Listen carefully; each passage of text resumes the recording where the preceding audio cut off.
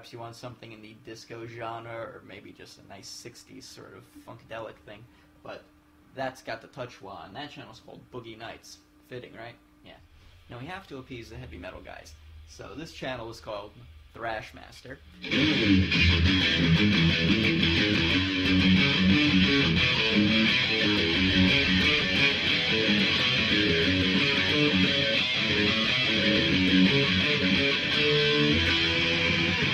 You can hear the heavy tone.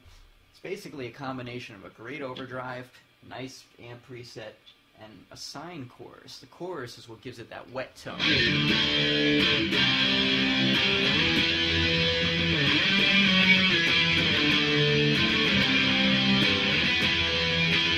Perhaps you want something just milder, something like B.B. King's sound. Appropriately titled, this channel is titled Lucille, named after B.B.'s guitar. And yes, B.B. King named his guitar.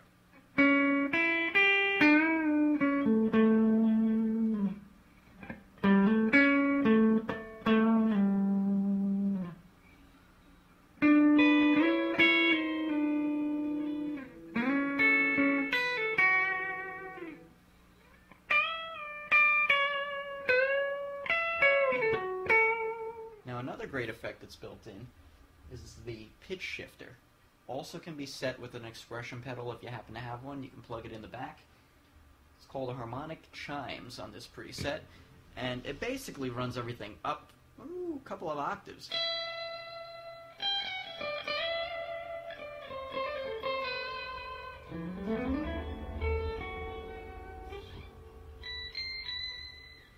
Very high sounding.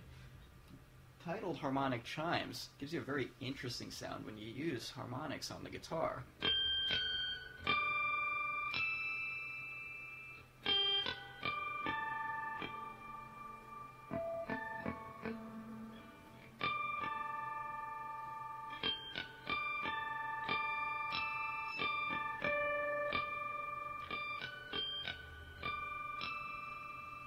Very cool sound. Getting back to the delays, this is a channel called Subliminal Jimmy. It's named after Jimi Hendrix. And it's got a backwards delay. What is a backwards delay? It means anything you play echoes in reverse. Check this out.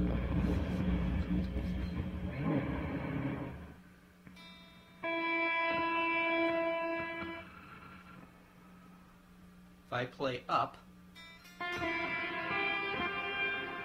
you'll hear it go down.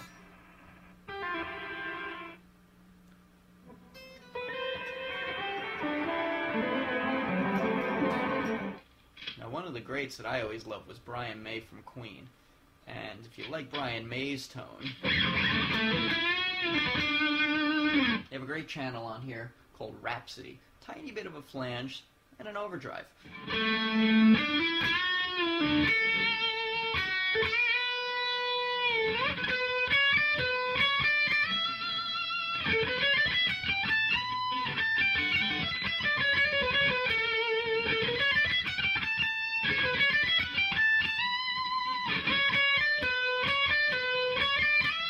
One I'll demonstrate here is called Teen Grunge, affectionately referring to that grunge era that was personified and owned by Nirvana.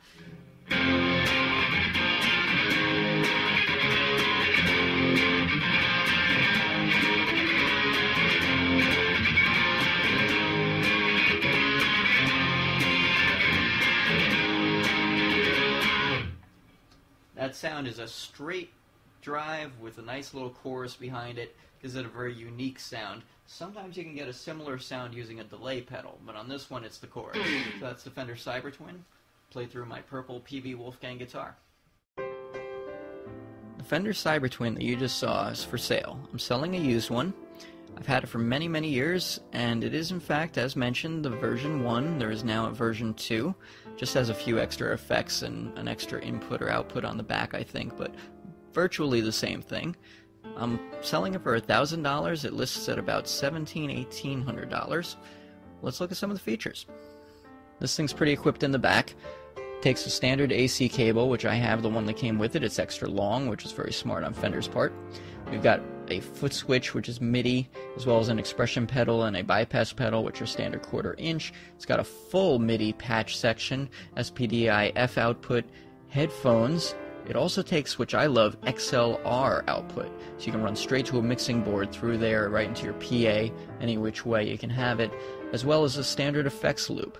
Very cool setup, and here you can see the twin speakers that Fender's Twin Series have been known for. So there you see the front, 1/4 inch input jack, standard buttons, although they're mechanized, very unique to this model.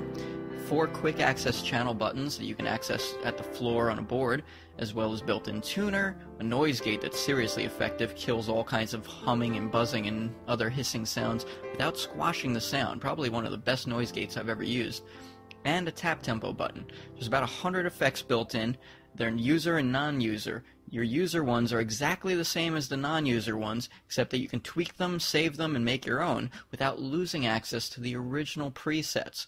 Very cool feature, good setup on the part of Fender. I'm selling it for $100, so if you're interested, local only, I'm not going to send it through UPS. I'm in Raleigh, North Carolina, and you can email me, nico@nicorocks.com. Now you guys might remember a little band called The Kinks. Ray Davies, the lead singer and co-writer with his brother in that band, wrote songs like Lola, Come Dancing, and even their most popular single, You Really Got Me. Ray is still playing today, and he's rocking out, so a special happy birthday to Ray Davies. Happy birthday, Ray.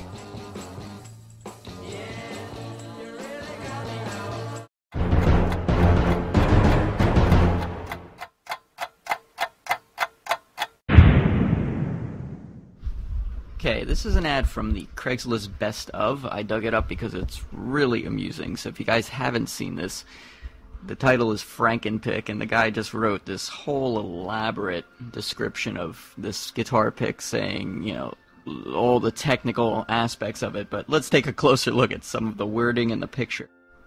Words like old Russian nuclear laser technology. It's just, I mean, there's words like microsensors. He put all this work into it. It's obviously a joke, but it's really amusing. And if you look at the picture, he's got all these doodads and wires wrapped around his hand. There's even a 9-volt battery in there. And what gets me the most about the picture is that there's a backdrop. He's holding up a piece of felt or something as if he's putting it on display, but he didn't crop the picture. So, I mean, you really see him holding this up, the actual display in the picture, holding it, and it's just silly, but we know it's a joke, and it's really funny, and tongue-in-cheek humor.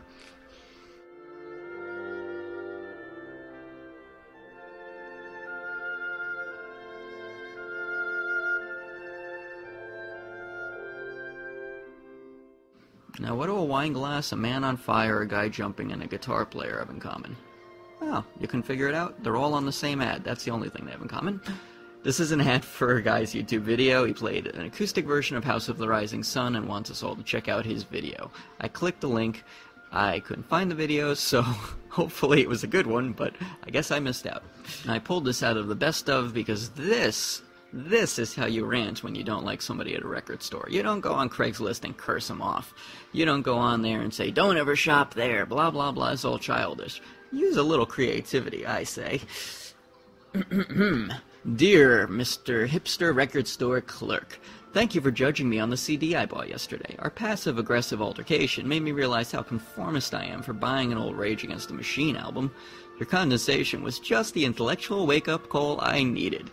I discovered a new me yesterday, and my eyes were opened up in a new way. Thanks to you, I realize now that the key to enlightenment is reading Pitchfork, watching High Fidelity, listening to Velvet Underground, having a tattoo of a star on the inside of my wrist, growing an ironic mustache, living in the Mission, wearing a too small sweater, multicolored 70s ski vest, chunky plastic frame glasses, a high school sports t-shirt, airtight black jeans, and Nixon-era Chuck Taylors. I had it all wrong, man. You showed me that a skilled job and a comfortable living is just a lie. I need to go to an art school, have my parents pay my rent, join a Joy Division-influenced band, and wait for a record deal like you. I'm totally missing out on life. So, thanks again for mocking me. I mean, at first I thought you were just a pathetic, frustrated musician trying to feel better about yourself. But now I see, you're an uncompromising visionary. No one will ever understand you. You're so different. Signed, everyone not like you.